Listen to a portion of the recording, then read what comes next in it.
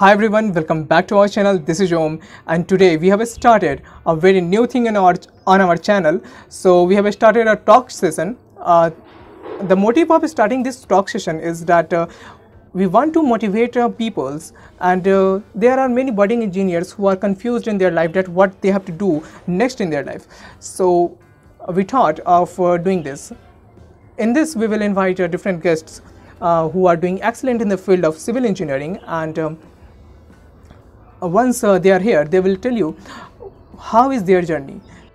They will tell you how to tackle various problems that you face during your career, and they will guide you with their experiences.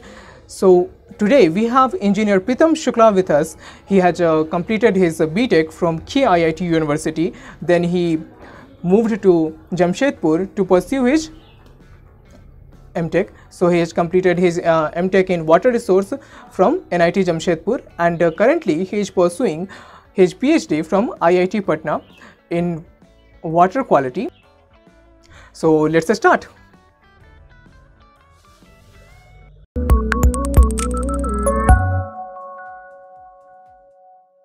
देखो start मैं एक word से करूँगा, honesty. और लोग क्या होता है कभी कभी जैसे मान लीजिए जो सेकेंड ईयर्स में है, थर्ड ईयर में है, वो कभी कभी शो करते हैं कि नहीं, मैं दूसरे दिखाने के लिए पढ़ते हैं। वो नहीं होनी चाहिए। सबसे इम्पोर्टेंट चीज़ है ऑनेस्टी। ऑनेस्टी खुद से मेंटेन करनी चाहिए, क्योंकि हमको पता होना चाहिए कि हम कितना पढ़ते हैं। ठीक, जैसे कि मैं बीटेक था किट में, स्टार्टिंग में बहुत ही एवरेज स्टूडेंट था, क्योंकि मैं हिंदी मीडियम से आया हुआ था और मुझे इंग्लिश इवेंट समझ भी नहीं आती थी। हम लोग तो वो सब्जेक्ट होगा ना फर्स्ट ईयर में, प्रोफेशनल कम्युनिकेशन बीकॉम, वो मुझे मतलब कि इवेंट्स और प्रोनाउंस करते थे, उसकी मैं इंग्लिश नहीं लिख पाता था। लेकिन ये है कि खुद से ऑनेस्टी का और मेहनत की, और मैं उसी मतलब 7.2 पॉइंटर से 9.44 तक गया हूँ। कहने मतलब ये नहीं कोई लेट कर सकता है, लेट हो रहा है या थोड़ा स्कोर कम आ रहे हैं तो गड़बड़ है। आप कभी भी अपने आप को अच्छा कर सकते हो। और रही बात, एक सबसे इम्पोर्टेंट है कि मार्क्स लाना नॉट अ गुड थिंग या नॉट अ मैटर। आप मार्क्स कभी भी ला सकते हो, बस आपके पास जो नॉलेज है वो इम्पोर्टेंट है। और सबसे इम्पोर्टेंट चीज़ ये भी है कि आप ये भी चूज करो कि आप किस एरिया में जाना चाहते हो, किस फील्ड में। मैं इस बात पे भी बात करना चाहूँगा। देखो क्या होता है कि कभी कभी हम थर्ड ईयर में पास आउट करते हैं, फोर्थ ईयर में जाते हैं, तो वो कंफ्यूज हो जाते हैं कि हम क्या करें। देखो कुछ लोग यदि आप फर्दर यदि सरकारी में जाना चाहते हो या फर्दर प्रिपरेशन करने के लिए जाते हो, तो इसमें सबसे इम्पोर्टेंट होता है कि पेरेंट्स फिनेंशियल कंडीशन क्या है। कभी कभी ये होता है कि हमको इतना अच्छे सपोर्ट नहीं कर पाते हैं। कभी कभी ये होता है यस हम फिनेंशियल सपोर्ट से साउंड हैं तो उनके लिए अच्छा होता है, क्योंकि फर्दर स्टडी के लिए मतलब या जैसे कि आप यूपीएससी के हो गया या ईएससी हो गया या एएस हो गया, इसमें भी जाना चाहते हैं, तो आपको सबसे इम्पोर्टेंट है कि आपका फिनेंशियल कंडीशन गुड है कि नहीं, क्योंकि आपका माइंड गुड होना चाहिए। क्योंकि आपका यदि फिनेंशियल प्रॉब्लम है तो आपका माइंड माइंड नहीं रहेगा। ठीक। और दूसरी चीज, जैसे ये चीज मैंने फील की थी जब मैंने गया था, तो कुछ लोग मुझे फोर्स किए कि you should have to prepare for UPSC etcetera, but at my home there is not financial problem is sound. That means आपको एक चूज करना पड़ेगा। और रही बात, सबको कुछ लोग के मन में ये होता है कि हम एक साल जॉब कर लेते हैं फिर फर्दर हायर स्टडी करेंगे। ये चीज भी कहीं कहीं थोड़ी अच्छी भी है, कहीं कहीं भी थोड़ी गड़बड़ भी है। क्योंकि जैसे कि हमारे जब मैं बीटेक के बाद मेरे को कोर में जॉब मिला, तो मैं बहुत परेशान हुआ था कि मैं क्या करूं। मैं घर वालों से पूछा तो उन्होंने बोला जो तुम्हारा दिल का है वो करो। यही चीज मैं आपको भी कहूंगा, आप प्लेसमेंट में बैठो। आपको यदि आपको कोर में लेना है तो आप आईआईटी में तो बैठना ही पड़ेगा। जो किड्स हैं उनको आईआईटी कंपनी में बैठना ही पड़ेगा। आप ये कर सकते हो कि उस एग्जाम को फेल कर सकते हो यदि आप सिविल से हो, बट ये किसी को पता नहीं चलना चाहिए। और आप कोर में बैठो फिर निकालो। ओके। और इसके लिए आपका टेक्निकल बहुत ही अच्छा होना चाहिए। टेक्निकल अच्छा मतलब कि आप ये देख लो कि आपका एरिया क्या है। अगर आप सर्वेइंग की तरफ जाना चाह रहे हो, अभी कंस्ट्रक्शन की तरफ जाना चाह रहे हो, या फिर इन्वायरमेंटल एंड वाटर की तरफ जाना चाह रहे हो, ये आपको बहुत जरूरी है। और उसके बाद फिर जैसे आप फर्दर हाई स्टडी जाना चाहते हो तो जैसे आप गेट की प्रिपरेशन करने, गेट के पास आउट बिना आप कुछ कर नहीं सकते हाई स्टडी में। आप थर्ड ईयर देखो, अब उसमें क्या आता है, second year, third year, fourth year के ही सब्जेक्ट्स हैं। और मेन देखिए तो आपका सिर्फ सेकेंड ईयर, थर्ड ईयर की 2 ही ईयर का है। फोर्थ ईयर में कुछ है, फर्स्ट ईयर कुछ आता ही नहीं उसमें। तो आप उसको फोकस कर सकते हो थोड़ा थोड़ा, ऐसा नहीं है कि बिना कोचिंग के आप नहीं कर सकते। जैसे कि मैं फोर्थ ईयर टाइम पे मैंने कोई मेडिजी नहीं की थी, मैं उसी के बेसिस पे एमटेक किया हूँ। ओके। मतलब अगर कोई सेल्फ प्रिपरेशन करे तो भी वो एमटेक के लिए अप्लाई कर सकता है, मतलब गेट क्लियर कर सकता है। एकदम। और एक चीज मैं बोल रहा हूँ कि ऐसा नहीं है कि आप गेट क्लियर सपोज कर रहे हो तो आपको 10 आवर्स 20 आवर्स पढ़ना है, ये जरूरी नहीं है। आप 2 ही घंटे पढ़ो, बट डेली वो 2 घंटे होना चाहिए। आवाज कट गई थी। हेलो, हाँ, नाउ आई एम ऑडिबल। हाँ, मैं ये बोल रहा था कि देखो कभी कभी कुछ लोग ऐसे होते हैं कि जो एक दिन में 20 घंटे पढ़ेंगे, अगले दिन जो कुछ नहीं पढ़ेंगे या 2 घंटे पढ़ेंगे। ये चीज नहीं होना चाहिए। आप 2 ही घंटे पढ़ो, बट डेली 2 घंटे होना चाहिए। और ये आप 2 घंटे डेली करते हो, या थर्ड ईयर सपोज जुलाई से स्टार्ट करते हो, मतलब फोर्थ ईयर में आप एग्जाम फरवरी में होता है, आप डेफिनेटली अच्छा स्कोर कर सकते हो। जैसे कि मैं अपना एक्सपीरियंस बताऊंगा। मैंने ज़्यादा नहीं, मैंने अगस्त, सितंबर एंड अक्टूबर 3 महीने अच्छे से की थी। उसके बाद मेरा ज़्यादा अच्छा नहीं, बस 6000 गेट रैंक था। इसके बेसिस से मुझे NIT जमशेदपुर मिला। और रही बात जैसे कि आप एमटेक में जाओगे, आपको देखो एक चीज़ मैं बताऊंगा कि एमटेक तभी करना है जब आपको PhD करनी हो। यदि आप ये सोच रहे हो कि आप एमटेक करके जॉब करना चाहते हो तो बहुत अच्छा बेनिफिशियल नहीं है कि एमटेक करने के बाद आपको एज ए टीचिंग जॉब मिलने से रहा, क्योंकि 2021 से आपका ये UGC ने नियम ला दिया है कि बिना PhD के प्राइवेट में भी टीचिंग नहीं कर सकते। और ये बात PhD, बहुत लोग सोचते हैं कि PhD देखो बहुत आसान चीज़ है, बहुत नॉर्मल लाइफ है, इजी लाइफ है। ऐसा भी कुछ नहीं है, ऐसा है भी बट ऐसा भी नहीं है। PhD वन ऑफ द सबसे वर्स्ट केस सिनेरियो हो तभी करिएगा, मतलब कि आपको यदि बहुत ज़्यादा उसमें लगन हो तब जाके PhD करने चाहिए। PhD करना है तभी एमटेक कीजिए, मेरा सजेशन ये होगा। यदि आप या तो फिर एमटेक वहाँ से कीजिए जो टॉप की IIT हो या टॉप की NIT हो, क्योंकि देखिए जो वो लोग बोलते हैं कि एमटेक हो जाएगा तो प्लेसमेंट मिल जाएगा। यदि प्लेसमेंट के लिए चाहते हो तो ऐसा कुछ भी नहीं है। और सर मेरा एक सवाल है कि अगर किसी ने एमटेक किया है एंड कोई बीटेक है और दोनों इंटरव्यू के लिए जाते हैं तो ऑब्वियस है ना कि वहाँ पे तो जहाँ हायर डिग्री है उसको प्रेफरेंस मिलना चाहिए। हायर प्रेफरेंस उसको मिलेगा, बट जो सैलरी पैकेज है ना उसमें ज़्यादा डिफरेंस नहीं रह जाता है। जो पैकेज सपोज फॉर एग्जांपल जो पैकेज आपको बीटेक पे मान लीजिए 6 लाख मिल रहा है, वो एमटेक के लिए 7 मिलेगा, बस इतने डिफरेंस रहेगा। क्योंकि मैं IIT पटना में हूँ तो मैं यहाँ पे देख रहा हूँ, तो मैक्सिमम मैं देखता हूँ इस केस में क्या होता है कि बीटेक को ही प्रेफर करते हैं, क्योंकि बीटेक में क्या होता है फ्रेश माइंड होता है, ठीक है। तो वो लोग फ्रेश को ज़्यादा तवज्जो देते हैं क्योंकि उनके पास ज़्यादा क्रिएटिविटी होती है। जो एमटेक हो गया उसको यही मान लेते हैं अभी ये रिसर्च करके आगे PhD में जाएगा, या तो ये एमटेक वाला या तो ज्वाइन नहीं करेगा। उनके मन में जो भी आता है उनके मन में ये भी बात आती है। और रही बात, आप रिसर्च किसी भी एरिया में कर सकते हो। जैसे मेरा मेन मोटो जो किट से हैं वो मौलिक सर को जानते ही होंगे, मौलिक सर एंड साहा सर। तो मौलिक सर मेरे आइडियल टीचर थे और उन्हीं की वजह से मैं इन्वायरमेंटल लेना चाहता था, बट मेरे को इन्वायरमेंटल नहीं मिला। मेरे को इन्वायरमेंट मिला था NIT मणिपुर, बट वो तो खार बहुत दूर है तो मैं जाना नहीं गया नहीं। मेरे को वाटर रिसोर्स नहीं NIT जमशेदपुर मिला, और वो भी मेरे के लिए बहुत अच्छा था क्योंकि उन्हीं के तरह एक वहाँ भी मेरे को सर मिले जो साउथ इंडियन थे, उन्हें पूरा सपोर्ट किया।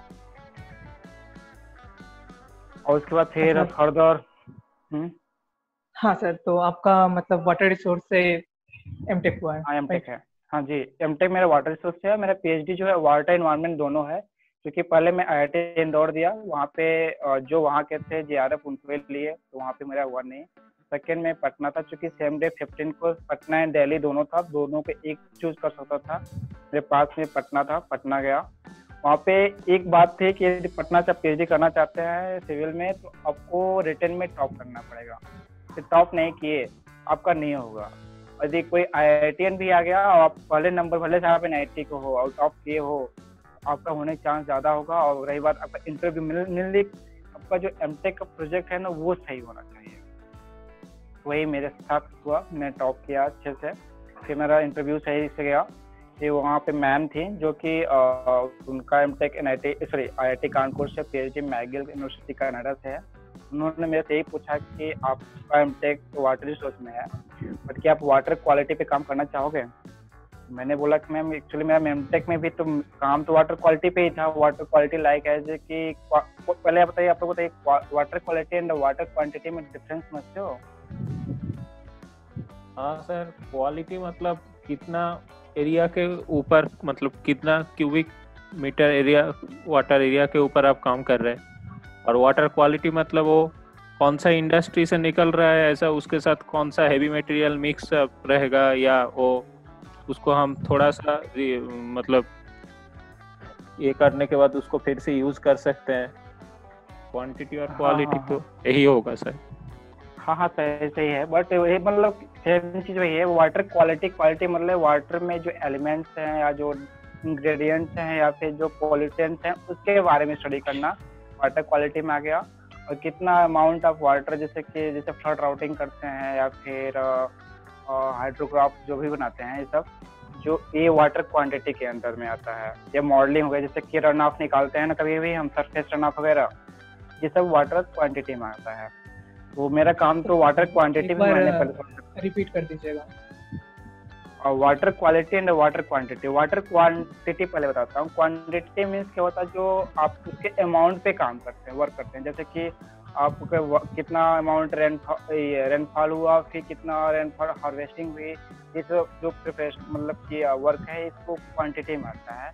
जो क्वालिटी है, जो वाटर में अवेलेबल इंग्रेडिएंट्स या एलिमेंट्स या जो भी पॉल्यूटेंट्स उसमें मिक्सिंग हो रहा है कमिंग फ्रॉम इंडस्ट्रीज या डोमेस्टिक सीवेज से, वो उसके बाद जो फर्दर स्टडी करते हैं वाटर क्वालिटी में आता है। जैसे कि मेरा वर्क वाटर क्वालिटी था सतलज रिवर में, तो उसमें जैसे कि आप सतलज, लोअर सतलज रिवर जो कि भाखड़ा के बाद में आता है, और भाखड़ा तक जो होता है उसको अपर सतलज रिवर बोलते हैं।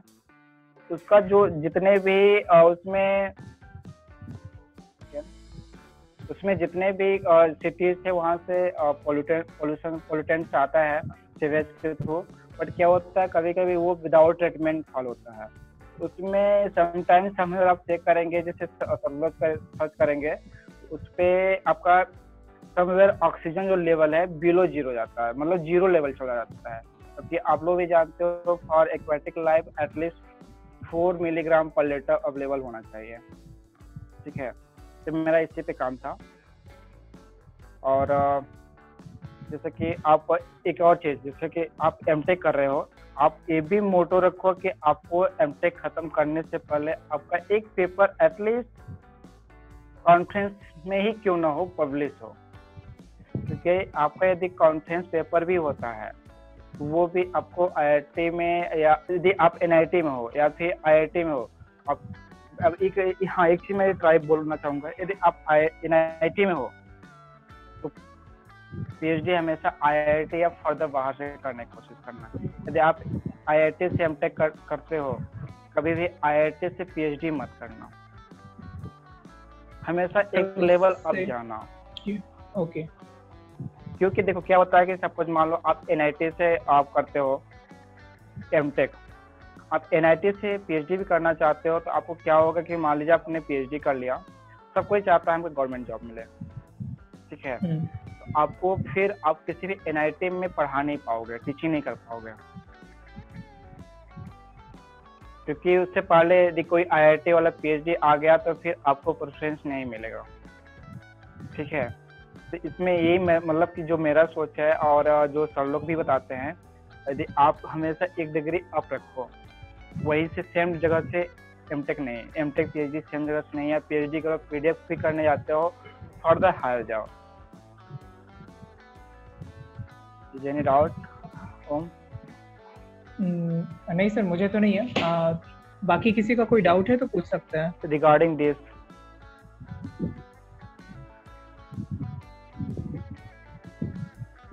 हाँ, एक चीज मैं आपको बताना चाहूंगा, जो थर्ड ईयर पास आउट कर रहे हैं या फिर जो थर्ड ईयर में हैं, तो जैसे वो इसमें जाते हैं, मतलब कि कंपनी में बैठने जाते हैं, जब इंटरव्यू के लिए देने जाते हो, आप सीवी ले जाते हो ना यार, रिज्यूमे, उसमें एक चीज मैं बताना चाहूंगा, उसमें आप सब कुछ लिख देते हो, और जब बोलते हैं कि इंट्रोड्यूस, उनका पहला वर्ड होता है इंट्रोड्यूस योर सेल्फ, आप वही बोलते हो जो उसमें लिखा होता है। तो आप कोशिश ये कीजिए कि वही सेम चीज नहीं बोलना है, क्योंकि वो तो पढ़ रहा है, आपको अपने से बोलना है। तो कुछ ऐसी भी बातें बोलिए जो उसमें ना लिखा हो, बस इम्पोर्टेंट चीज हो जो उसको सुनाई पड़े, ये इम्पोर्टेंट चीज है। और दूसरी बात, जब भी आप इंटरव्यू देख के निकलने, जब आप भी निकले तो आपसे पूछता है कि what do you have any question, आप हमेशा पूछे कि क्या मेरा के इंटरव्यू कैसा रहा, या शुड आई इम्प्रूवमेंट मोर, ये सब ये इसमें से कोई भी क्वेश्चन जरूर पूछिए, वो हमेशा सही बताएगा। और ऐसा नहीं इसमें एक क्वेश्चन पूछेंगे तो आपको यदि सेलेक्ट किया होगा तो अनसेलेक्ट कर देगा, ऐसा भी नहीं है, बट इम्प्रूव करना होगा तो पक्का बताएगा। ओके सर, यहाँ पे तो होता है कि हाँ, जब बच्चे इंटरव्यू देके जाते हैं तो अंदर जाके ये हालत हो जाती है कि अभी इंटरव्यू जस्ट खत्म हो और मैं यहाँ से बाहर निकलूँ, तो वो हेजिटेशन होता है बच्चों में। तो उसको कैसे ओवरकम कर सकते हैं, अगर आप उससे कुछ बता सके तो। हाँ, एक चीज है, देखो मेरा सबसे पहले जब मैं बीटेक में था, मेरा पहला हुआ था सपोंजी परोंजी में, मतलब SNP में। तो मैं क्या था कि मेरा लास्ट में था, मतलब सेकेंड लास्ट था इंटरव्यू में। तो वहाँ पे क्या हुआ कि AC चल रहा था, अराउंड 17-80 डिग्री सेल्सियस टेम्परेचर था, बट मेरे पसीने छूट रहे थे। मेरा इंटरव्यू पहला ही था, इसलिए मेरा बहुत अच्छा नहीं गया था। जो HR मैम थी, उन्होंने मैं बोला मैम कैसे, मतलब उन्होंने मुझे बिना पूछे बताया कि देखिए आपका रूम टेम्परेचर आपका 17-18 डिग्री सेल्सियस है, बट आपके पसीने छूट रहे हैं, इसका मतलब आप बहुत ज़्यादा नर्वस हो, ठीक है। तो इसका मतलब जो आपको आ रहा है वो भी भूल जाओगे। आप ये समझ के जाओ, जब मैं 2 ही बार इंटरव्यू दिया था, उसमें सेकेंड टाइम मेरा हो गया था। दूसरी बार जब मैं गया तो मैं यही सोच गया कि मेरा तो होगा ही नहीं, इसलिए मैं जो पूछेंगे बेवाक दूंगा, होगा तो होगा, नहीं होगा तो बाहर में जाए। सच्ची बोल रहा हूँ, मैं यही सोच गया था। वहाँ पे गया, मेरे से पहले रिटर्न में क्या हुआ था, 100 मार्क्स क्वेश्चन आए थे, जिसमें से एक क्वेश्चन स्टील से था जो मुझे नहीं आ रहा था, दूसरा वर्क स्ट्रेस मेथड से था, वो भी नहीं आ रहा था। 20-40 मार्क्स ऐसे चले गए। मैं स्टार्ट में अराउंड मेरे 47 आए थे। तो मेरे से पूछता है कि आपने दोनों क्वेश्चन छोड़ दिया क्यों? मैंने साफ साफ बोला सर ये स्किल्स है, मेरे को आ नहीं रहा था, और ये वर्क स्ट्रेस मेथड जो हम लोग कुछ टाइम पे पढ़ाया नहीं जाता था, इसलिए मेरे को दोनों आते नहीं थे, बाकी जो आ रहा था किया। मैं उस टाइम पे मेरा पहला नंबर था, पहले नंबर पे मैं गया था। फिर उसने पूछना स्टार्ट किया, सपोज कि ये जो आपका कॉम्पैक्शन कर्व होता है ना, कैसे वर्क करता है कॉम्पैक्शन कर्व में। तो मतलब कि मतलब वो हैमरिंग हो गया, फिर ड्राई डेंसिटी क्या उसमें है। तो मैंने बताना शुरू किया, मैं बोला सर पेपर पेन पे बताऊं? तो बोलता नहीं, मुझे ऐसे ही समझाओ। करने मतलब आप कॉन्फिडेंट रहोगे, आप ये सोचते रहोगे कि मेरे को फर्क नहीं पड़ता है, आप डरोगे नहीं। आप डरोगे नहीं तो एकदम फ्रिक्वेंटली बोलोगे तो आप जो आपके मन में है, जो आपको नॉलेज है, वो आप एकदम अच्छे से दे पाओगे और आप अच्छे से समझा लोगे। ये सबसे मेन फंडा है। और इतना भी नहीं, हाँ, यहाँ मैं थोड़ा ऐड करना चाहूँगा। ये वाला जो आपने पॉइंट कहा कि बेबाक होके जाओ, कि ये सोचो कि होगा तो होगा, नहीं होगा तो नहीं होगा। ये एक्चुअली जब मैंने अपनी बीटेक लाइफ में भी एक्सपीरियंस किया था। मेरा पहला इंटरव्यू एक IT कंपनी थी, एक्सेंचर, उसमें था। तो उसमें अभी अपना ये जो रिटन JD सब होता है वो सब क्लियर हो गया था, एंड देन हुआ कि इंटरव्यू में जाते हैं। इंटरव्यू में बहुत हार्ड नहीं था, टफ इजी था इंटरव्यू, सब कुछ सही लग रहा था, बट नहीं हुआ। And I had no idea back then कि क्यों नहीं हुआ। सो कभी कभी ये समझ में नहीं आता है कि लिटरली जो आपसे कमजोर दिखते हैं लोग यूजुअली, या जिनका इंटरव्यू खराब गया है, उनका कैसे हो सकता है। तो ये जो बहुत ही डिसहार्टनिंग एक पॉइंट होता है कि हो सकता है कि आपको जो लगता हो कि आप किसी बंदे से बेटर हो, लेकिन उस बंदे का इंटरव्यू में सिलेक्शन हो जाएगा और आपका नहीं होगा। तो ऐसे टाइम डिसहार्टनिंग पे जाता है। तो कोई दिक्कत नहीं है, क्योंकि इंटरव्यू वो लास्ट नहीं है आपकी लाइफ का, तो आप उसको ओवरकम करके आगे बढ़ सकते हो। फिर मेरा एक और इंटरव्यू हुआ था, देन उसमें भी सिविल की कंपनी थी एंड आशियाना थी, और एचआर ही इंटरव्यू हुआ था, कोई टेक्निकल क्वेश्चन नहीं आया, सो उसमें भी नहीं हुआ। एंड इवन देन मुझे कोई आइडिया नहीं था कि क्यों नहीं हो रहा है, एंड बाद में लगा कि ऐसा हो गया कि ठीक है, अब होता है तो होता है, नहीं होता है तो नहीं। देन एक थर्ड कंपनी आई थी और उसमें सब कुछ था एंड कम्प्लीटली इंग्लिश था, तो उसमें मेरा हो गया एंड आई वाज सरप्राइज्ड कि क्यों हुआ। सो मैंने जो ऑब्जर्व किया वो यही था कि शायद पहले इंटरव्यूज जो भी मैंने दिए हैं उसमें मैं काफ़ी कंसर्न रहता था कि अच्छा मुझे ये जॉब चाहिए, मुझे ये जॉब चाहिए। एक्सेंचर को लेकर भी बहुत ज़्यादा एक्साइटेड था कि मुझे ये जॉब चाहिए। मैं वो सारे चीज़ें फॉलो कर रहा था जो मैंने टीचर्स ने पढ़ाई थी या जो मैंने यूट्यूब से सीखा था कि ओके आपको ऐसे बिहेव करना चाहिए इंटरव्यू में या वैसे होना चाहिए, तो रिटेन क्रैक हो जाता है, जीडी क्रैक हो जाता है, इंटरव्यू में जाके आप फट जाते हो। तो वो वाला बहुत ही खराब फीलिंग होता है, बट आफ्टर अ टाइम जब आपको लगता है कि ठीक है हो गया तो हो गया, नहीं हुआ तो इट्स ओके, चलेगा। तो उसके बाद जो फ्लुएंसी आती है आपकी बातों में, आपके दिमाग में जो क्लैरिटी आती है, आप जो क्वेश्चन आपको आते हैं आप सीधा उसको आंसर देते हो, जो नहीं आता आप उसको स्किप करते हो। लेकिन जब आपको कोई जॉब एकदम चाहिए, आपको लगता है कि नहीं ये जॉब तो मुझे लेनी ही लेनी है, तो उस टाइम होता ही है कि आपको जो क्वेश्चन नहीं भी आता है आप उसका आंसर करने का पूरा ट्राई करते हैं एंड यहीं पे आप फंस जाते हैं। तो आपको आंसर नहीं करना है, जो नहीं आता है क्लियर बोल दो नहीं आता है। हाँ, इसमें मैं बात ऐड करूंगा। देखो और राजा, मैं इंटरप्ट कर रहा हूँ। जो ये बोले ना कि जो क्वेश्चंस नहीं आते हैं उसको घुमा फिरा के कोशिश कर नहीं देना, तुमको क्या कहे कि टू द पॉइंट देना है आंसर, घुमा फिरा के नहीं। यदि आपको नहीं आता है बोल दो सर ये क्वेश्चन मुझे नहीं आता है, वो ज्यादा खुश होगा। कि आप घुमा फिरा के झूठ बोलोगे तो गुस्सा करेगा। क्योंकि क्या होता है ना कि देखो एक जो इंटरव्यूअर या एचआर जो होता है already in a day 100+ students देखता है, देखिए वो भी बोर हो जाते हैं, उनको भी मन नहीं होता है कि हम घुमा फिरा के क्वेश्चन सुने। तो ये चीज इम्पोर्टेंट है। और देखो हाँ, कॉन्फिडेंट होना बहुत अच्छी चीज है, लेकिन ओवर कॉन्फिडेंट भी नहीं होना है। दिमाग होना है बट ओवर नहीं होना है चीज। सब कुछ लिमिट में रखो और अच्छे से जाओ, पक्का होगा। हाँ चार और ओम कंटिन्यू। हाँ सर,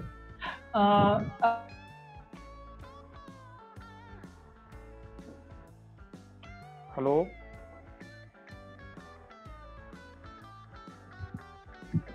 विशाल, रवि, राजदीप, देवदत्ता, आशीष, कलीम, आप में से जो भी क्वेश्चन पूछना चाहता है अपने आप को अनम्यूट करें और क्वेश्चन पूछ सकते हैं। अच्छा Ravi Kumar and Rajdeep, you are अभी बीटेक में हो ना तुम लोग? Yes sir. ये तो आप लोग की क्लासेस होती है? क्लासेस होती है सर। ऑनलाइन? नहीं अभी तो नहीं हो रही है सर, कॉलेज अभी नहीं हो रही है। अच्छा, एग्जाम हो गया आप लोग का? नहीं एग्जाम नहीं हुए। तो शायद आप लोग का एग्जाम मेरे को लगता है होगा भी नहीं, क्योंकि अब लोग को प्रमोट कर दिया जाएगा।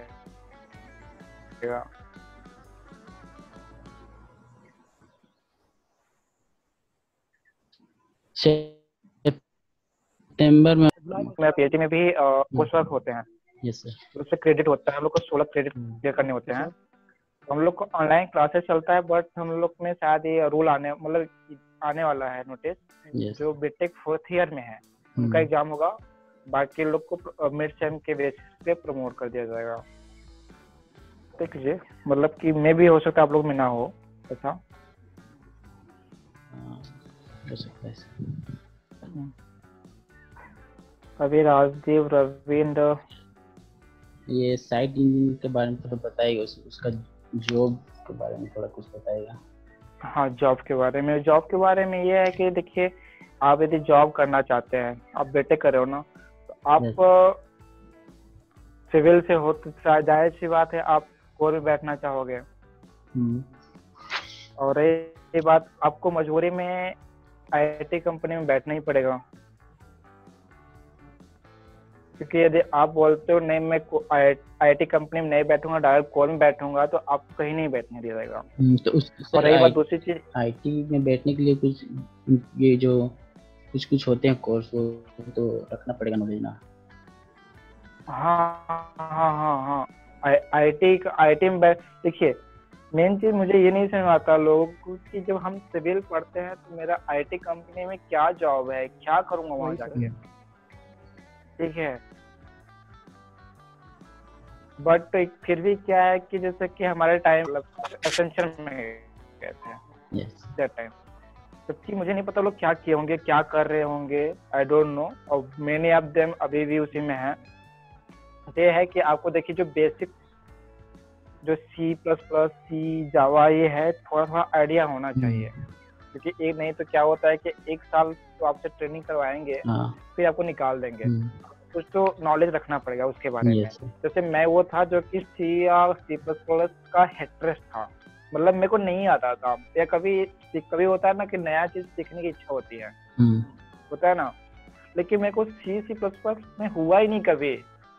तो लेकिन अब क्या है कि हमको जैसे मैटलैब में प्रोग्रामिंग करना होता है या फिर पाइथन में करना होता है, थोड़ा थोड़ा आइडिया है अपने को, तो देखिए अब उतनी दिक्कत नहीं है। लेकिन उस टाइम पे मन में आता ही नहीं था कि सीखना, जब आपको करना है तो आप सीख सकते हो। अब वो सबसे इम्पोर्टेंट चीज है कि आप मैटलैब सीख लो ना, ज्यादा बड़ी चीज नहीं है।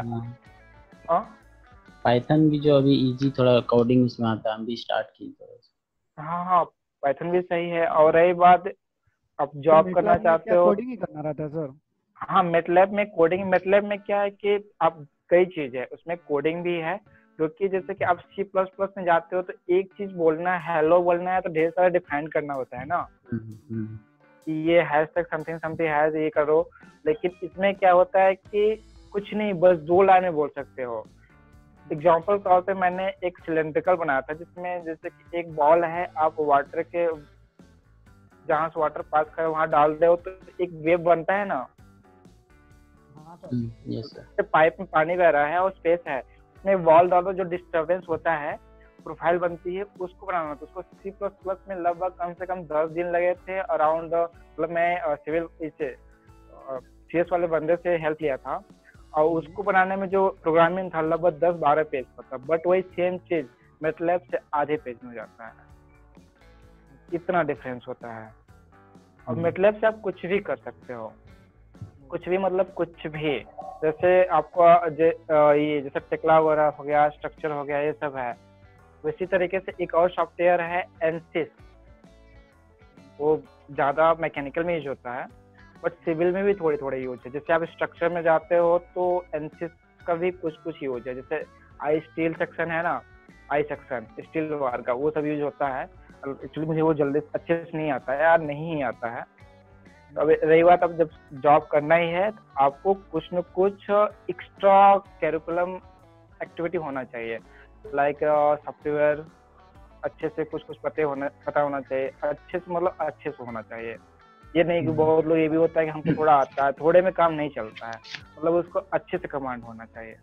या आप सीख लिए, सीखने के बाद आप 2 महीना छोड़ दिए तो भूलने लगता है, नहीं, उसको कम से कम टाइम पे उसको एक बार छोटा से कोई भी प्रोजेक्ट ले लो, छोटा से करो, लेकिन करो। Any more question?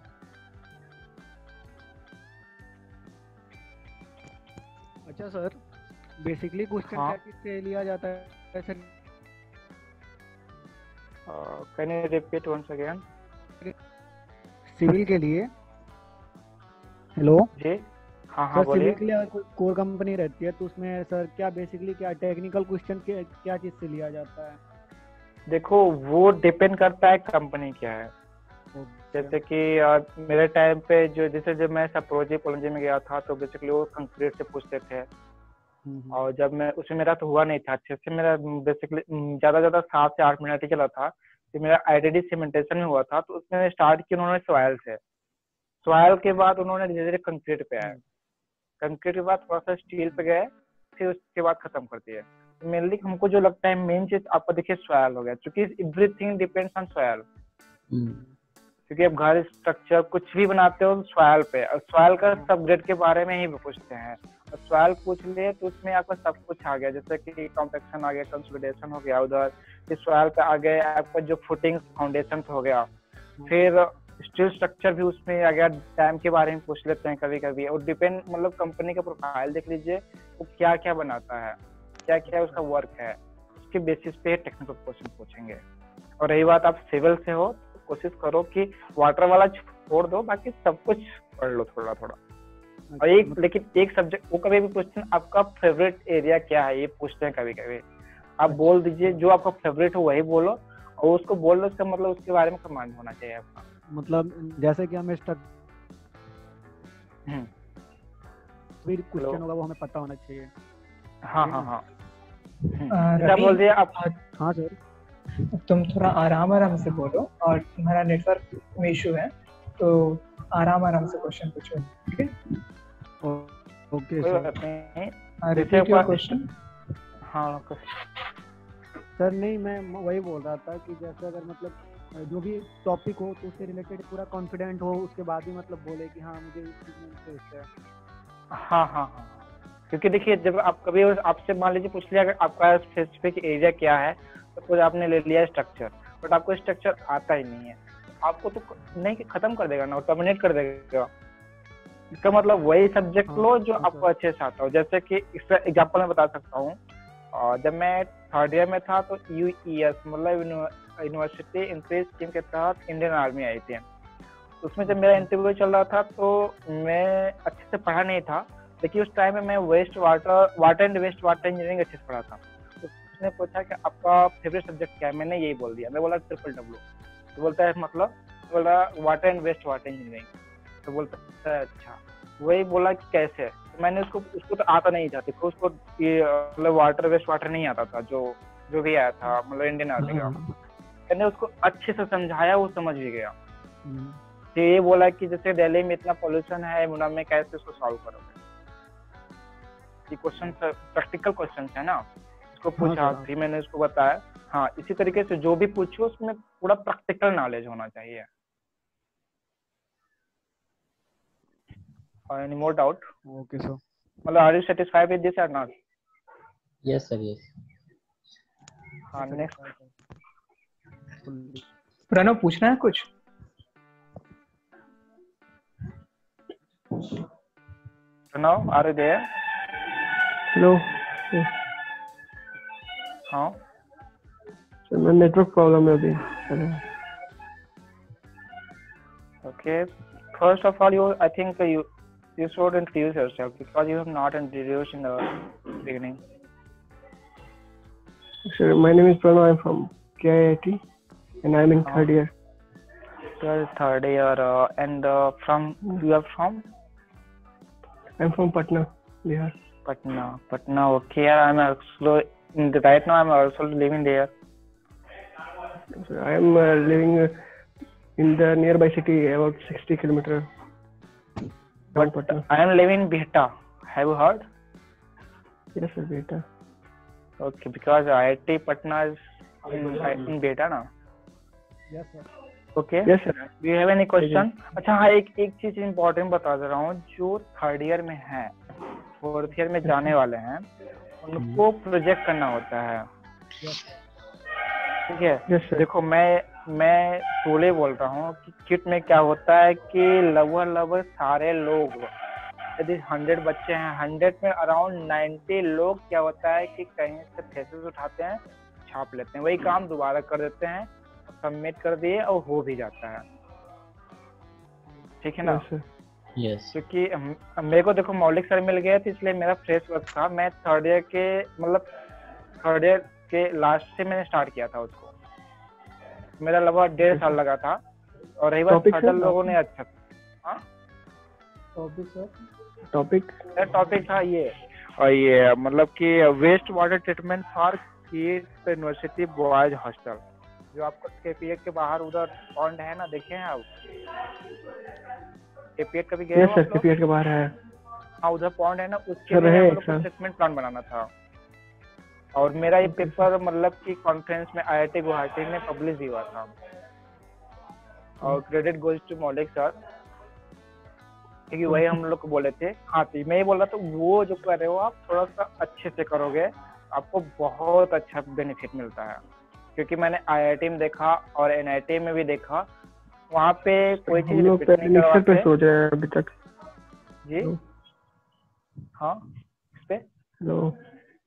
हाँ, मैं आवाज नहीं आ रहा। मैं सुन रहा हूँ। किस पे करना चाहते हो? हेलो। सर किसी ऑर्गेनिक एडमिक्सर पे सर। ओके, कोई बात नहीं। हेलो। मतलब कि ये बताओ सर, मतलब कौन से सर के अंडर करना चाहते हो? सर तो हम लोग को मिले हैं सर, ये अभी अपने सर का नाम। देखो नेट, हाँ हाँ, एक चीज, हाँ जो भी करना चाहते हो, मुझे नई आइडिया है। जो भी सर हैं ये ध्यान रखना, वो चीज सर को आनी चाहिए। ऐसा नहीं है कि आप और सर दोनों मिलके नया चीज सीख रहे हो, कभी नहीं करना। ऐसा चीज लेना जो सर को आता हो पहले से, जिससे कि आपको सर कोई गौरव डाउट हो उद्घाटा तो सर के साथ कर रहे हैं। हाँ? गौरव उद्घाटा sir. Actually no idea about new teacher. मैं पुराने टीचर को ही बस जानता हूँ। सर सर वो ठीक किट है, से ही कोई पास बात आउट है, अभी किट में ही है, पीएचडी कर रहे हैं। नहीं पता फिर। ओके प्रणव, अगर आप उनका सर कोई टॉपिक सर क्वेश्चन कुछ पूछना है स्टील जो सर से तो आप रीइंफोर्समेंट है पूछ सर सकते हैं। स्ट्रक्चर में। अच्छा अच्छा अच्छा। मेरे को एनी क्वेश्चन हो तो पूछ सकते हो आप। सर तो एडमिक्सर के लिए हम लोग सर वही क्या करें सर, ऑर्गेनिक एडमिक्सर के लिए जहाँ पे सर क्लोराइड का कम यूज हो, क्लोरोजन से बचाने से सर रॉड को। इसके बारे में मुझे आइडिया नहीं है, सॉरी। हम लोग तो देख रहे हैं कुछ कुछ सर, देखिए इसके बारे कुछ में नया आइडिया नहीं आ रहा है सर। एक काम कीजिए ना, इसके लिए आप जो आपका टॉपिक है ना उसको लेकर थोड़ा सा गूगल कीजिए कि क्या काम हो रहा है करंट में, क्या सिनेरियो है, उससे आपको पता चल जाएगा। हेलो। या देख लीजिए, आप पहले पेपर ढूंढिए। हाँ, जो आप टॉपिक चूज करते हो ना, ऐसे मत चूज कीजिए। आप जो करना चाहते हो उसके ऊपर पेपर देखिए। पेपर में एक ध्यान रखिए कि बहुत पुराने पेपर्स आपको नहीं पढ़ने हैं, लास्ट के 4 ईयर्स के ही पेपर देखने हैं। और उसमें आप कम 10 से 12 या 15 पेपर पढ़ देखिए, उसमें कहीं ना कहीं आपको कोई ना कोई मतलब मिस्टेक मिल जाएगा, फिर उस पर कर लीजिए आप। हाँ, क्योंकि ऐसा नहीं है कि आप मान लीजिए कोई टॉपिक पहले चूज कर लीजिए, आपको आइडिया ही नहीं है, आपको बैकग्राउंड में कुछ हुआ ही नहीं है, ऐसे बहुत कठिन होगा। पहले आप पेपर ढूंढिए, उस टॉपिक से रिलेटेड काम हो रहा है कि नहीं है, काम कब हुआ था, उसमें यदि बहुत पहले हुआ है तो उसको फिर से मॉडिफाइड हो सकता है, ये सब कर सकते हैं। लेकिन ये है कि जो भी पेपर पढ़िए आप स्टार्ट कीजिए लास्ट के 4 साल के ही, जैसे 2016 ऑनवर्ड से ही, क्योंकि उसके पहले जितने पेपर होंगे वो सब काम हो चुके हैं। Okay sir. हाँ, मतलब समझ लो मैं क्या रखा रहा हूँ ना सर। ये सब जैसे नया नया चीज को यूज कर देते हैं, जैसे शुगर को यूज करते हैं कभी कंक्रीट में, उस पे लोग फर्स्ट पेपर पब्लिश कर देते हैं, तो हम लोग भी सर किसी नए चीज को इंट्रोड्यूस करके कंक्रीट में उस पे एक अलग से पूरा लिख सकते हैं सर। हाँ, तो वो कर सकते हो, लेकिन उसको करने के बाद क्या होता है, उसका इफेक्ट क्या आ रहा है। मतलब सपोज मान लो कंक्रीट में कुछ मिला दिया, ठीक है, कोई नया केमिकल मिला दिया, आप उसके बारे में जानते नहीं हो, मिलाने के बाद फिर उसका स्ट्रेंथ चेक करोगे, उस पर देखो क्रीप सिंक्रेज ये सब निकालो कि मतलब उस पर कोई इफेक्ट हो रहा है नहीं है। हो सकता है उसका स्ट्रेंथ मतलब बढ़ रहा है या कम हो रहा है, ये सब देखना पड़ेगा आपको अच्छे से। करने में जैसे कि हम लोग भी क्या करते हैं, मान लीजिए मेरा जैसे वाटर क्वालिटी था, तो मेरा ये काम था, जैसे मेरा मॉडलिंग था पहले, उससे पहले मैं वाटर क्वांटिटी बताता हूँ। वाटर क्वांटिटी मैंने क्या क्या था, आवाज नहीं आ रहा सॉफ्टवेयर है। Hello, now I am audible. Hello, आवाज आ रही है? हाँ सर, मुझे लगता है कि प्रणव के नेटवर्क में कोई इशू है, क्योंकि आपकी आवाज़ हम लोग तक आ रही है। हाँ ये सर आवाज आ रही है। तो एक सॉफ्टवेयर हमने पहले एमटेक की स्टार्टिंग में एक सॉफ्टवेयर था इवॉल्वर, एक्चुअली 1 मंथ का फ्री है, उसके बाद पेड है, उसका शायद $77 लगता है, एग्जैक्टली याद नहीं है। उसमें क्या था, बेसिकली बिजनेस का मॉडल है, मतलब कि एमबीए वगैरह यूज करते हैं, बट उसको हमने आपका ये हाइड्रोलॉजी में एक टर्म है मस्किंघम इक्वेशन, याद है आप लोग को, पढ़े होंगे इक्वेशन, मस्किंघम इक्वेशन शॉर्ट राउटिंग में। एग्जैक्टली इसमें 2 पैरामीटर है, एक के है एक्स है। हाँ, के और एक्स है ना, के आपका ट्रेवल टाइम, एक्स है समथिंग समथिंग, एग्जैक्टली मुझे नहीं याद है। ये चीज 2 टर्म है ना, तो हमने मस्किंघम इक्वेशन पे काम किया था। उसमें जो के एंड एक्स को मिनिमाइज करना होता है, वो सॉफ्टवेयर हमने इसमें इम्प्लीमेंट किया था। और मेरा एक प्रोजेक्ट जो एमटेक का जो लोग मतलब पूरे 1 साल में करते हैं, मेरा 1 महीने में हो गया था। तो सर ने मेरा टॉपिक ही चेंज करा दिया, बोला कि 1 महीने क्या काम कर सकते हो। और जैसे कि आप लोग स्टील, ये स्ट्रक्चर, ये सब तो हो गया। जब वाटर में करना चाहते हो, कि ये सॉफ्टवेयर है हेक्रास। हेक्रास मतलब HECRAS। हेक्रास आपका फ्रीली अवेलेबल है, वो मैनुअल भी मिलता है। इसके थ्रू आप फ्लड राउटिंग कर सकते हो। और मतलब हाँ, जैसे आप इसको मतलब जरूरी नहीं करना, लेकिन आप लोग बीटेक में हो तो एक बार आप लोग ऑनलाइन देख लेना इसके बारे में। पीडीएफ भी सब कुछ अवेलेबल है, कैसे काम करता है। आपको कभी भी क्या होता है ना, आप जैसे बोले ना कि कुछ जॉब करना है तो एक्स्ट्रा नॉलेज होना चाहिए, नहीं। तो ये सब आपका एक्स्ट्रा नॉलेज है, ये सबको होनी चाहिए। ओके सर, ये विशाल, तुम्हें कुछ बात पूछना है?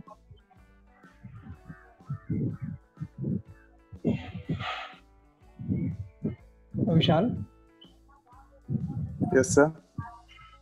हाँ, सबने पार्टिसिपेट किया है, तुम्हें कुछ पूछना है? विशाल अभी 2nd ईयर में है, तो 2nd ईयर में है, मतलब सेकेंड ईयर पास आउट किए हो या 2nd ईयर में वो गए हो? No sir, final last semester 4th semester sir होने वाला था, लेकिन एक्सटेंड हो गया सर। मतलब 2nd ईयर में से पास आउट हो गया हो? Yes sir. मोर और लेस। हाँ, कुछ क्वेश्चन पूछने हैं? No sir. जैसे आपके पास तो टाइम बहुत है, तो आप जैसे मैं आपसे क्वेश्चन पूछना चाहूंगा, आप फर्दर क्या करना चाहते हो? मतलब कि जॉब करनी है या हायर स्टडी करनी है? नहीं सर, मैं तो सर अभी जॉब के बारे में सोच रहा था सर। तो जॉब में क्या कुछ और कोर कंपनी में जॉब करनी है या आईटी में करना है? नो सर, कोर में करना है सर। तो देखिए, आप जैसे अभी आप मतलब स्टार्टिंग फेज पे हो, तो आप कोशिश कीजिए। आपके लिए मेरा यही सजेशन है, आप अभी 2nd ईयर पास आउट हो, 4th सेमेस्टर, आपने जो 3rd और 4th पढ़ा हुआ है ना, अब जैसे लॉकडाउन है तो आप फ्रीली अवेलेबल हो, मतलब फ्री हो गए, क्लासेस तो चल नहीं रही आपके। अब जो 3rd मतलब जो 2nd ईयर पूरा पढ़े हो, उसको एक बार फिर से रिवाइज कर लो। क्योंकि देखिए क्या होता है कि आपकी कंपनी जुलाई में आना स्टार्ट हो जाती है, ठीक है? जुलाई में आना स्टार्ट हो जाता है, इसका मतलब ये है कि आप जो उसके पहले 2 महीने की छुट्टी होती है, तो आप सब भूल गए होते हो। वहाँ पे जाते ही क्या है कि आपका अच्छे से नहीं जाता है इंटरव्यू, या इवन आपको ये लगता है कि ये क्वेश्चन मुझे रिटन में भी एक क्वेश्चन मुझे आ रहा है, बट आपका आंसर गलत हो जाता है क्योंकि आपने रिवाइज ही नहीं किया है। आपके लिए ये सजेशन है कि आप एक बार फिर से रिवाइज कर लो, आपके लिए मच बेनिफिशियल होगा। क्योंकि आप गेट भी दोगे तो सेकेंड ईयर से ही आता है, फर्स्ट ईयर से कोई क्वेश्चन नहीं आएगा। और आपको कोई और क्वेश्चन डाउट हो तो पूछ सकते हो। नहीं सर, हमको तो इंटरव्यू को लेके ही सर डाउट था, लेकिन आप क्लियर कर दिए उसको। हाँ, उसको तो मैं शेयर कर चुका हूँ। उससे रिलेटेड कोई डाउट हो तो पूछ। हाँ, जो इंटरव्यू वाला था, हाँ उसके बाद फिर से बोलूंगा, एकदम बी पॉजिटिव एटीट्यूड होना बहुत अच्छी चीज है, बट ओवर पॉजिटिव नहीं होना, बस पॉजिटिव। ये जाओ कि मान लो मेरा नहीं होगा, बहुत इससे रोस्ट और कुछ हो सकता है क्या? नहीं लेगा, टर्मिनेट करेगा, बस एक जाएगी दूसरी आएगी। ये है कि ऐसे होकर जाओगे तो आप एकदम नर्वस नहीं होगे। जो आपके अंदर में है, जो आपके पास नॉलेज है, उसको आप अच्छे से रख पाओगे। उसको प्रेजेंट कर लिए, जब आप अच्छे से उसको जो इंटरव्यूअर है उसको सेटिस्फाइड कर दे तो क्यों नहीं लेगा? आपसे कोई पर्सनल दुश्मनी तो है नहीं किसी के साथ, इसलिए ये चीज मेन चीज रखना। नर्वस हो गए, आधी चीज तो आप बोल नहीं पाओगे। हाँ, एक चीज बोलूंगा, कभी कभी लैंग्वेज बैरियर हो जाता है। मैं देखो आईटी सेक्टर की जो कंपनी आई थी उसके बारे में मुझे कोई आइडिया नहीं है, बट जो कोर में मैं 2 ही में दिया था। तो यदि आप देखिए कॉन्फिडेंस के साथ बोलना स्टार्ट करते हो ना, यदि आपको इंग्लिश अच्छे से नहीं आ रही है, स्टार्ट फर्स्ट इंग्लिश से करो, फिर हिंदी पे आ जाओ, तो कहीं भी टोकेगा नहीं कि हिंदी मत बोलो। यदि अच्छे से समझा पा रहे हो, समझ रहा है तो। यदि आप हिंदी में भी नहीं समझा पा रहे हो तब वो टोकेगा। ये भी इम्पोर्टेंट चीज है। और कुछ क्वेश्चन हो तो पूछ सकते हो।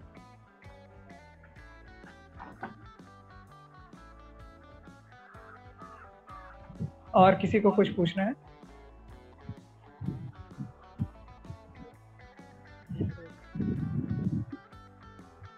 ओके, आई थिंक सबका डाउट खत्म हो चुका है। So I will sum up this session. So हम लोग बात कर रहे थे इंजीनियर प्रीतम शुक्ला के साथ, और हम लोग ने बात की है कि हमें अपने जो भी पढ़ाई हम लोग करते हैं वो सब हमें टाइम टू टाइम रिवाइज करना चाहिए। देन एकदम हमने बात की करियर के बारे में कि हमें आगे जाके फर्दर स्टडीज़ में एमटेक करनी चाहिए, एमटेक करनी है तो क्यों करनी है, उसके बाद या फिर हमें जॉब करना है तो हमें आईटी में जाना है या कोर में रहना है, इसका क्लियर माइंडसेट होना चाहिए। उसके बाद अगर हम एमटेक करना चाहते हैं या फिर गेट क्रैक करना चाहते हैं तो क्यों करना चाहते हैं, गेट से आप गवर्नमेंट जॉब में जाना चाहते हैं या फिर गेट करके आप एमटेक करना चाहते हैं। उसके बाद अगर आपने एमटेक किया है तो आपकी इंडस्ट्री में क्या वैल्यू है और आपके लिए पीएचडी के क्या स्कोप्स हैं, वो आई होप ये सारे पॉइंट्स आपको क्लियर होंगे। उसके बाद हमने बात की प्रोजेक्ट के बारे में कि हमें प्रोजेक्ट कैसे चूज करना चाहिए, हमारा कौन सा टॉपिक है। प्रणव ने भी बोला कि उसे ऑर्गेनिक एडमिक्सचर के बारे में प्रोजेक्ट करना है, but Pranav I will suggest you कि आप जो भी टॉपिक चूज करना चाहते हैं पहले आप उसके बारे में थोड़ा रिसर्च कर ले। जस्ट बिकॉज किसी ने कंक्रीट में शुगर मिला दिया है तो ये इंटरेस्टिंग टॉपिक नहीं हो जाता है। आप अपने हिसाब से चुनें कि आपको ये क्यों करना है। First of all you need to clear your aim कि आप किसी भी चीज़ पे रिसर्च करना चाहते हो तो क्यों करना चाहते हो। तभी क्या होता है कि कोई भी टॉपिक इंटरेस्टिंग हो सकता है लेकिन आपका उसमें कितना इंटरेस्ट है और कितने दिन तक वो इंटरेस्ट बना रहेगा ये इस बात पे डिपेंड करता है कि आप उस टॉपिक से कितने ज़्यादा रिलेट कर सकते हो। तो हाँ, इस पे मैं थोड़ा सा मैं बोलूंगा राजा। हाँ। मैं बोल थोड़ा सा देखो, सर, आप जैसे इसने बोला कि हाँ उस टॉपिक के बारे में कितना देर तक इंटरेस्ट हो सकता है। सपोज आप मान लीजिए, मैं आपको देखिए डिमोटिवेट नहीं कर रहा, मैं एक एग्जांपल दे रहा हूँ। आपने सोचा मैं शुगर मिला के चेक करता हूँ, बट आपने पहले टॉपिक चूज कर लिया, आपने रिसर्च नहीं किया और आपने शुगर मिला दिया, बट आपको कोई से अच्छे से रिलेटेड नहीं रिटर्न कोई रिजल्ट मिल रहा है पेपर पे या ना गूगल पे कुछ मिल रहा है, आपका इंटरेस्ट खत्म हो जाएगा और मतलब आप कुछ नहीं कर पाओगे। इसलिए पहले ये देख लो आपको उससे रिलेटेड कुछ अवेलेबल मटेरियल है कि नहीं है।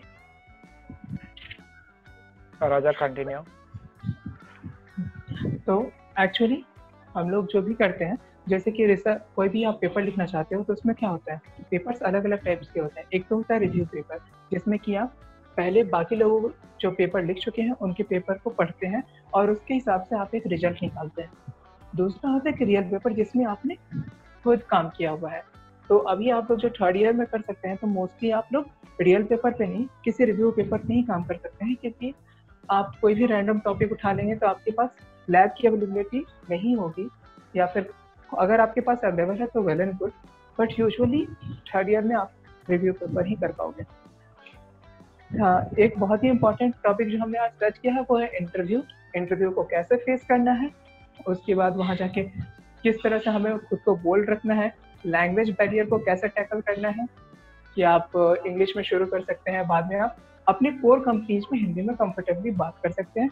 आईटी कंपनीज में ये थोड़ा सा कम होता है, but once you are confident about what you are saying then it's okay. So आप जो भी बात करें या फिर जो भी काम करें लाइफ से नहीं, आप जो भी बोलना चाहते हैं करना चाहते हैं उसके बाद में अगर आपका क्लियर कट माइंडसेट है, जो आप सोचते हैं वही आप महसूस करते हैं और वही आप बोलते हैं, जब ये तीनों चीजें मिल जाती है तो जो रिजल्ट आता है वो फाइनेस्ट रिजल्ट आता है। एंड आप जिस भी इंटरव्यू में बैठो या एग्जाम में बैठो ये सब कुछ स्मूथली निकल जाता है। तो फॉर द लास्ट राउंड किसी का कोई डाउट है जो मैंने बोला या फिर प्रीतम सर ने बोला तो आप अभी पूछ सकते हैं, otherwise we will conclude the session.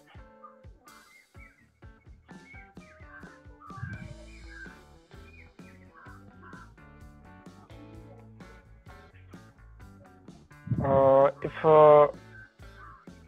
किसी पास कोई डाउट नहीं है तो मैं जिस बात से स्टार्ट किया था मैं उसी बात से एंड करूंगा। यस सर, ऑनेस्टी वाले, और मैं मतलब कि इसको खत्म करूं। Yes sir. हाँ, तो इसमें यही है कि देखो जो ऑनेस्टी बोला था ना कि मैंने स्टार्ट किया था, देखो पॉइंटर लाना भी जरूरी है। ये मैं नहीं कह रहा कि देखो मैटर नहीं करता, ये बात भी सही है, पॉइंटर अच्छे से आ जाते हैं, बट क्या है कि यदि आप अच्छे से पढ़ रहे हो ना पॉइंटर अपने आप आएगा, मार्क्स अपने आप आएंगे। वो मेजर ऑफ नॉलेज नहीं है, बट मेजर एक तरह से मेजर ऑफ नॉलेज भी है। और ऑनेस्टी खुद से मेंटेन करना, किसी को दिखाने की जरूरत नहीं है, या मेरे देखो 9.4 आ गया, या मेरा 9.8 आ रहा है, या मेरा 8.2 आ रहा है, किसी को कोई जरूरत नहीं। खुद से ऑनेस्टी खुद से मेंटेन करो, बस मेरे तरफ से इतना ही। तो ये सर ने बहुत अच्छी बात कही कि हाँ, आपको ऑनेस्ट रहना है और आपको खुद के साथ भी ऑनेस्ट रहना है कि आप जो काम कर रहे हैं उसमें आप कितना ऑनेस्ट हैं। एंड ऑब्वियसली पॉइंटर एक मेजरमेंट है कि आपने कॉपी पे कितना लिखा, वो ये मेजर नहीं करता कि आपके ब्रेन में कितना है। लेकिन अगर आप किसी चीज़ को जानते हैं और इसको एग्जीक्यूट नहीं कर पाते हैं, तो अगर आप सोसाइटी के मेजर्स पे देखेंगे तो वो एक अच्छी बात नहीं है, क्योंकि आप जो भी सोचते हैं उसको एक्सप्रेस करना आना चाहिए। जैसे कि अभी सर भी बोल रहे हैं कुछ, या मैं भी कुछ बोल रहा हूँ और आप लोग सुन रहे हैं, तो इसलिए है क्योंकि हम लोगों ने अपनी बात को एक्सप्रेस करना सीख लिया। अगर आप जो सोच रहे हैं, हो सकता है कि आप जो हम लोग अभी सोच रहे हैं वो आप भी सोच रहे हो, लेकिन आप अगर एक्सप्रेस नहीं कर पाते हैं, या मैं भी यहाँ बैठ के अपनी बात को कह नहीं पाता हूँ, मैं सुनता समझता सब कुछ हूँ, बस बोलने में दिक्कत है, तो क्या आप मुझे सुनना पसंद करेंगे? No sir. तो ये जो है मार्क्स भी वैसे ही है, आप जो भी जानते हैं उसके बारे में अगर आप लिख नहीं पा रहे तो आपको पॉइंटर नहीं मिलता है। The pointer are, you can consider it as your appreciation. जैसे मैं आपको सुन रहा हूँ और आप इसे अप्रिशिएट कर रहे हो, या फिर आप इसका फ़ायदा उठा पा रहे हैं, तो ये क्यों है? क्योंकि मैंने अच्छे से एक्सप्रेस किया है। तो अगर आप अपनी नॉलेज को अच्छे से पेपर पे एक्सप्रेस करोगे तो आपको पॉइंटर मिलेगा। तो लाइफ में सारा इक्वेशन एक ही चलता है, ठीक है? तो I guess everything is fine over here, so I will conclude this session now. Okay, sir? Okay. Okay. Thank you for coming, sir. It was very nice to hear from you. Okay, thank you. And most welcome also. And it's my pleasure to invite me. Sure, sir. Okay, thank you everyone. I will end this session now. Okay, bye.